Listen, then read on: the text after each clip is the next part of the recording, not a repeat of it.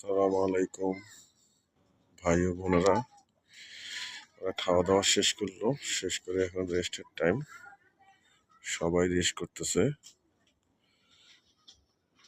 আসলে গরুর খাওয়া দাওয়ার সাথে সাথে গরুর খাওয়া দাওয়ার পাশাপাশি রেস্টেরও দরকার আছে।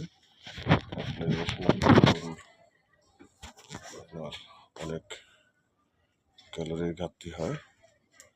এই যে আরেকটা ও ছুটে আমাদের চোখের বাচ্চা পানি খাচ্ছে। আসলে এখানেই থাকে একটু আরামে। আর ওরা খাওয়া দাওয়া করে রেস্ট করতেছে।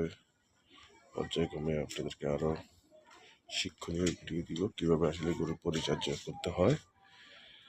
আশা করি আপনারা আমাকে সহযোগিতা করবেন আর শিক্ষণীয় ভিডিওগুলো দেখে এগ্রোতে আপনারা